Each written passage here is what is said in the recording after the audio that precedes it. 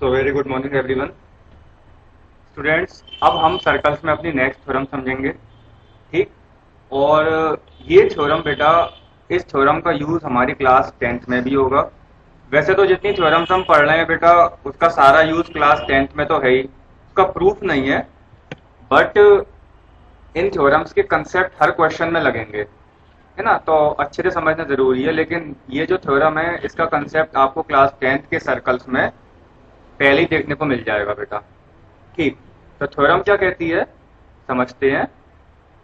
The perpendicular drawn from centre of a circle. अच्छा, किसी circle के सेंटर से जब परपेंडिकुलर बनाई जाती है ना, जब किसी सर्कल के सेंटर से परपेंडिकुलर बनाई जाती है किसी कॉर्ड पर, to a chord bisect the chord, it bisects the chord. तो वो उस कॉर्ड को बाइसेक्ट कर देती है, मतलब दो इक्वल पार्ट्स में डिवाइड कर देती है। फिर से अब इसको हम डायरेक्ट समझ लेते हैं कि जब किसी सर्कल के सेंटर से एक परपेंडिकुलर बनाया जाता है बेटे, कहां पर, किसी कॉर्ड पर, A B is a chord, तो वो परपेंडिकुलर उस कॉर्ड को बाइसेक्ट कर देती है बेटा। इसका मतलब टू इक्वल पार्ट्स में डिवाइड कर देती है। ये हमको समझना है। तो ये हमने इसका डायग्राम बना रखा है कि एक सर्कल बना लिया आड़ा टेढ़ा सा, है ना। वैसे तो आप कंपास से बनाओगे एकदम गोल, और इसका सेंटर है, ठीक है। और आपने एक कॉर्ड ड्रॉ कर ली ए बी, ठीक है बेटे। अब क्या करा हमने, हमने क्वेश्चन के अकॉर्डिंग सेंटर से इस पे परपेंडिकुलर डाला,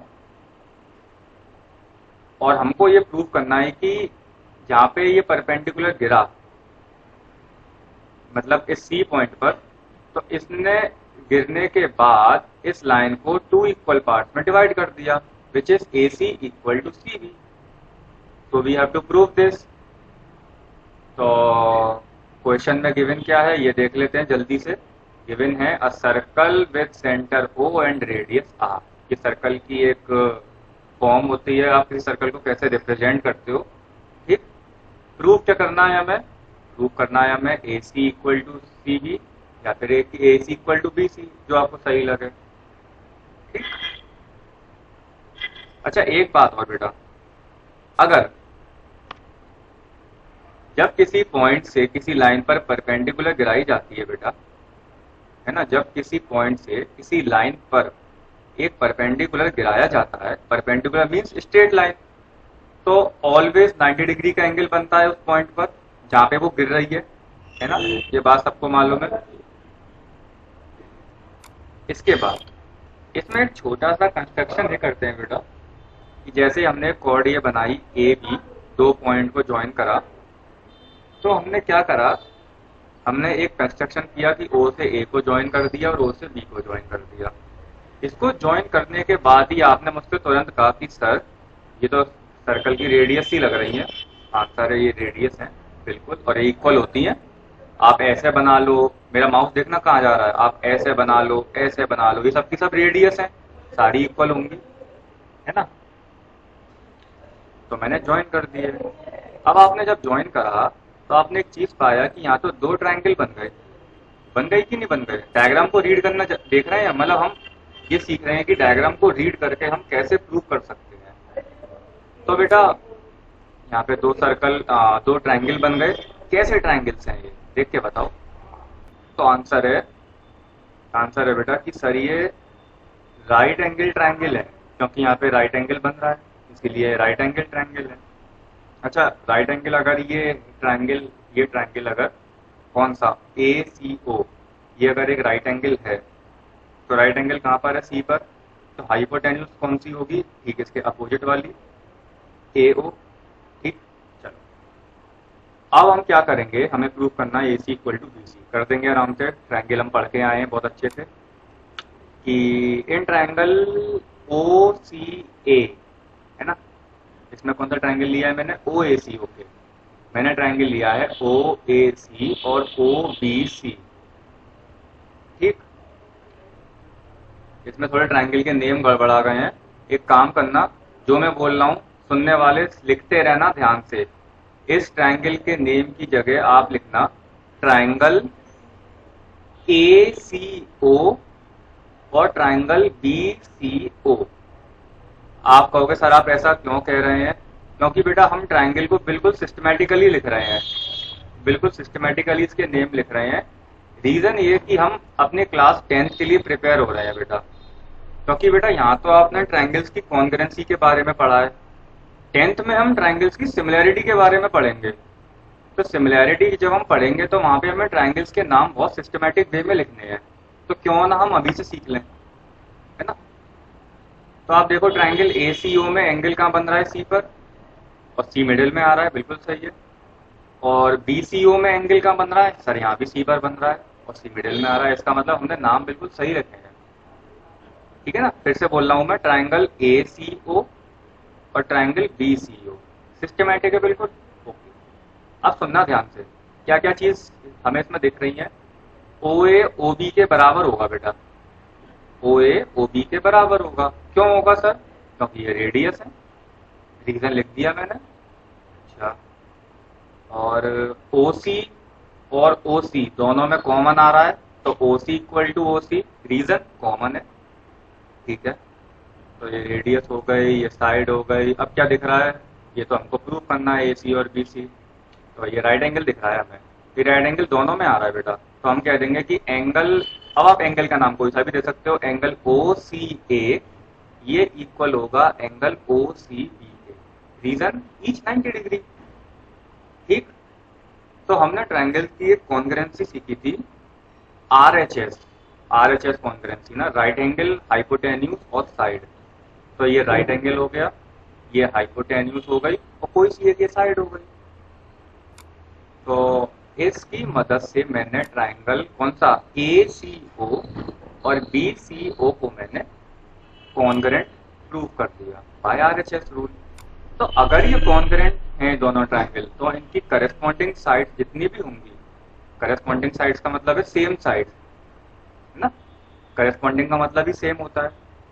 तो इसकी जो करस्पॉन्डिंग साइड्स होंगी वो भी इक्वल होंगी। तो सर हमें तो इसमें करस्पॉन्डिंग साइड्स एक ही दिख रही है, वो है AC और BC, तो इक्वल हो गई। अगर AC और BC इक्वल है बेटा, AC इक्वल टू BC बराबर है, जो हमने प्रूव कर दिया है, तो यहाँ से क्या हम एक चीज पता कर पा रहे हैं क्या, कि C मिड पॉइंट हो गया। C में अगर मिड पॉइंट होगा तभी तो ये दो पार्ट्स में डिवाइड होंगे इक्वली। तो जब हमने ये प्रूव कर दिया बेटा कि AC और BC आपस में इक्वल है, तो C मिड पॉइंट कह सकते हैं, हम C को मिड पॉइंट कह सकते हैं AB का। यहाँ से भी हमने एक ऑब्जर्वेशन निकाल ली, तो ये हमारा प्रूफ हो गया थ्योरम। तो एक बार हम फिर से समझ लेते हैं कि क्या कहना चाह रही है थ्योरम। थ्योरम में कहना चाह रही है कि सर्कल के सेंटर से जब आप परपेंडिकुलर ड्रॉ करते हो किसी कॉर्ड पर, तो वो लाइन, वो परपेंडिकुलर उस कॉर्ड को 2 इक्वल पार्ट्स में डिवाइड कर देती है, ठीक, 2 इक्वल पार्ट्स में डिवाइड कर देती है। तो हमने इसके लिए एक कंस्ट्रक्शन करा, छोटा सा कंस्ट्रक्शन। क्या करा हमने? तो कंस्ट्रक्शन हमने ये करा कि OA और OB को ज्वाइन कर दिया, जो कि हमें रेडियस दिख रही है। अब ये हमें रेडियस दिख रही है, ठीक। यहाँ पे मुझे एक राइट एंगल ट्रायंगल दिखे दो, और मैंने सिस्टमैटिक वे में इन ट्रायंगल्स के नाम लिखकर, जो मैंने आपको पहले लिखवा दिए हैं बोलकर, आप लिख लेना अच्छे से, उसकी मदद से मैंने दोनों ट्रायंगल्स को कॉन्ग्रुएंट प्रूव कर दिया। कॉन्ग्रुएंट प्रूव करने के बाद मुझे दिखा कि AC और BC आपस में इक्वल है, reason by CPCT means corresponding parts of congruent triangles, ठीक। और इस एक ऑब्जर्वेशन हमने और देखी, वो क्या देखी कि C एक मिड पॉइंट है AB का, तभी तो इक्वल पार्ट में डिवाइड हो रहा है, ठीक है। इसके बाद इसका कुछ कन्वर्स भी होता है, ये तो हमने एक जेन्युइन थ्योरम सीखी है, लेकिन इसका एक उल्टा हिसाब भी चलता है। क्या मतलब सर? उल्टा हिसाब ये चलता है कि the line joining from the centre to the mid point of the chord of a circle, मतलब सर्कल पे कोई कॉर्ड बनी हुई है और उस कॉर्ड पे एक, उस कॉर्ड का कोई मिड पॉइंट है, और उस मिड पॉइंट से आप सेंटर को ज्वाइन कर रहे हो किसी लाइन, मतलब किसी लाइन की मदद से आप उस मिड पॉइंट और सेंटर को ज्वाइन कर रहे हो, ठीक है। The line joining from the centre, centre से आप ज्वाइन कर रहे हो किसी कॉर्ड के मिड पॉइंट को, तो आपको प्रूफ ये करना है ये लाइन जो है ये परपेंडिकुलर है इस कॉर्ड पर। पहले उल्टा हिसाब था, पहले आप यहाँ से सेंटर से इस पॉइंट पर परपेंडिकुलर डाल रहे थे, अब आपको ये प्रूफ करना है कि अभी ये लाइन परपेंडिकुलर है। कोई बात नहीं, कर देंगे, क्या दिक्कत है, कन्वर्स भी चलो उसका समझ लेते हैं, लगे हाथ। स्टेटमेंट समझ में आया? ओके। तो अगर हमें ये परपेंडिकुलर प्रूफ करना है तो एक काम करते हैं, सबसे पहले तो कंस्ट्रक्शन करो, ओ ए और ओ बी को ज्वाइन कर दो, जो अब क्या दिख रही है आपको, रेडियस, ठीक है, रेडियस दिख रही है हमें ये, ओके। और हमें प्रूफ क्या करना है कि ओ सी परपेंडिकुलर है ए बी पर, तो O C perpendicular to A B, okay, ये भी बात सही है। अब बेटा मुझे यहाँ पे, अच्छा गिवन तो मैंने लिखा नहीं, गिवन वही लिख लेना जो यहाँ पे लिखा हुआ है, a circle with centre O and radius R, ठीक है। तो प्रूफ, प्रूफ के लिए फिर से वही दो ट्रायंगल लेके चलो, बन रहे हैं, सिस्टमेटिक वे में लेना ट्रायंगल को, है ना।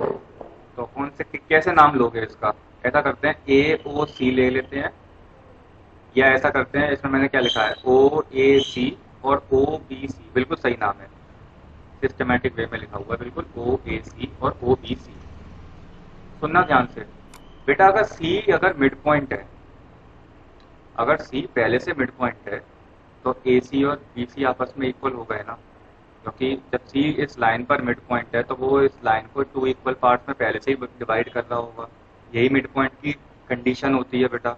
मिड पॉइंट का मतलब ही ये होता है कि भाई अगर किसी लाइन पर, अगर जैसे मान लो बेटा ये एक लाइन है, ठीक है, और सपोज करो कि ये इसका मिड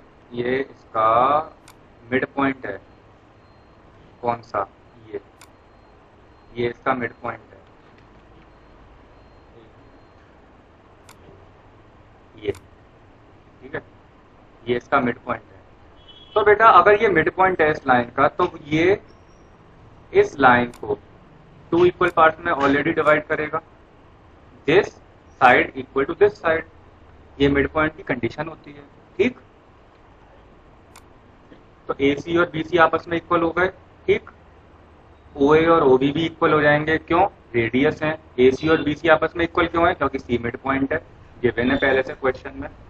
और आप कहोगे सर ओ सी भी तो कॉमन है, तो दोनों में तो ओ सी भी कॉमन हो गया, यही सब मैंने लिखे होंगे। तो देख लेते हैं, ओ सी और ओ सी आपस में इक्वल, ओ ए और ओ बी आपस में इक्वल, क्यों, रेडियस, और ओ सी क्यों इक्वल है, क्योंकि ये कॉमन है। और ए सी और बी सी आपस में इक्वल है, क्यों, क्योंकि ये गिवन है यहाँ, या ये गिवन है, या आप इसकी जगह लिख सकते हो कि C is a mid point of A B, ठीक। तो देखो ये दोनों ट्रायंगल्स कॉन्ग्रुएंट प्रूफ हो गए, किस कॉन्ग्रुएंसी से, साइड साइड साइड कॉन्ग्रुएंसी से, साइड साइड साइड कॉन्ग्रुएंसी से। तो दोनों ट्रायंगल्स कॉन्ग्रुएंट प्रूफ हो गए। तो यहाँ से हमें कह सकते हैं कि इसके अब देखो तीनों साइड आपस में इक्वल है, तो करेस्पॉन्डिंग एंगल्स ही बचे, यही आपस में इक्वल होंगे। तो मुझे किस एंगल की जरूरत है, मुझे जरूरत है ये वाले एंगल की। तो मैंने कह दी, मैंने इस एंगल को नाम मान लिया, इस एंगल का मैंने नाम दे दिया एंगल 1, ठीक, और इस एंगल का नाम दे दिया एंगल 2। तो एंगल 1 इक्वल टू एंगल 2 के बराबर हो गया, कोई दिक्कत, बाय सिंप्लिसिटी। यहाँ तक सबको क्लियर है? अब आपने लाइन्स एंड एंगल्स में एक कंडीशन पढ़ा होगा लीनियर पेयर का। अगर ये स्ट्रेट लाइन है और इस पॉइंट से अगर कोई लाइन जा रही है किसी भी डायरेक्शन में, तो यहाँ पे दो एंगल्स का फॉर्मेशन होगा, और उन दो एंगल्स का सम ऑलवेज किसके बराबर होता है बेटा, 180 डिग्री के। ये लीनियर पेयर की कंडीशन है, ओके। तो हम जानते हैं एंगल 1 एंगल 2 के बराबर है। यहाँ पे मैंने एक लाइन छोड़ दी है बेटा, मैं आपको बता रहा हूँ, लिख लेना, एंगल 1 एंगल 2 के बराबर है। तो जहाँ पे भी एंगल 1 दिख रहा है वहां पे एंगल 2 लिख लो। तो यहाँ पे हो जाएगा angle 2 plus angle 2 equal to 180 degree, ठीक। तो एंगल 2 प्लस एंगल 2 किसके बराबर, ट्वाइस ऑफ एंगल 2। तो twice of angle 2 equal to 180 degree. तो एंगल 2 की वैल्यू क्या हो जाएगी, 90 डिग्री, ठीक। एक चीज मिस हो गई है यहाँ पर, तो ये आप लिख लेना। जब एंगल 2 की वैल्यू 90 डिग्री है, बिल्कुल बेटा, तो एंगल 1 की वैल्यू भी 90 डिग्री होगी, क्यों, क्योंकि ये दोनों एंगल इक्वल हैं।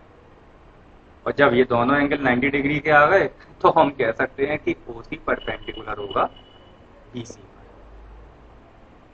कोई दिक्कत तो नहीं, स्पीड सही थी बेटा, ऐसा तो नहीं है कि मैं फास्ट चलाऊं, है ना। बस कुछ नहीं है, आपको सारे कंसेप्ट को क्लियर करते हुए चलना है। जब आप 9th की ज्योमेट्री पढ़ रहे हो तो आपको क्लास 9th की चैप्टर नंबर 6 से अपनी कमांड बनाते हुए चलनी है। अब देखा मैं यहाँ पे चैप्टर 6 का कॉन्सेप्ट आ गया लीनियर पे, तो इसीलिए बेटा कौन सा कॉन्सेप्ट कहाँ लग जाए कुछ पता नहीं है, बस आपको अपने कंसेप्ट को क्लियर करना है। तो ये था हमारा इसका कन्वर्स। कन्वर्स इतना इंपॉर्टेंट नहीं है, लेकिन आपको समझ में आना चाहिए कि आप स्टेटमेंट की मदद से कैसे डायग्राम बनाते हो और फिर उसको सॉल्व करते हो। तो ये था हमारा बेटा अच्छी वाली थ्योरम। अब हम नेक्स्ट लेक्चर में और अच्छी वाली थ्योरम को समझेंगे, ठीक है।